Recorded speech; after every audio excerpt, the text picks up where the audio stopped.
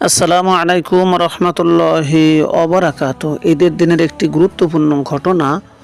হযরত ওমর রাদিয়াল্লাহু ঈদের দিন তার পুত্রের পরিধানে একটি পুরাতন ও জীর্ণ কাপড় দেখে কেঁদে ফেললেন।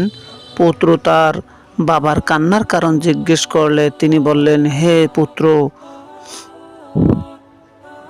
অন্য শিশু কিশোর ঈদের দিন নতুন ও উত্তম কাপড় পরিধান করবে, আর তুমি এই জীর্ণ পুরাতন পোশাক পরিহিত থাকবে। আমার ভয় হয় এতে তোমার দিল ভেঙে যেতে পারে।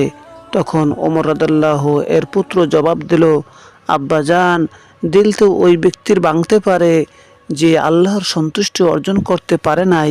পক্ষান্তরে আমি তো আশা করি আমার প্রতি আল্লাহর সন্তুষ্টি এবং আপনার সন্তুষ্টি উভয়ে রয়েছে। একথা শুনে হযরত ওমর রাদিয়াল্লাহু আরও বেশি কাঁদলেন। এরপর বুদ্ধিমান ছেলেকে বুকের সাথে জড়িয়ে ধরলেন এবং তার জন্য দোয়া করলেন।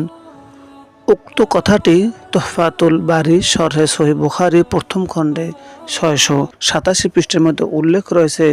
মহান আল্লাহ তাআলা আমাদেরকে সঠিক বুঝ দান করুন। আল্লাহ ও রাসূলের পথে চলার তৌফিক দান করুন। আমিন। আসসালামু আলাইকুম ওয়া রাহমাতুল্লাহি ওয়া বারাকাতুহু।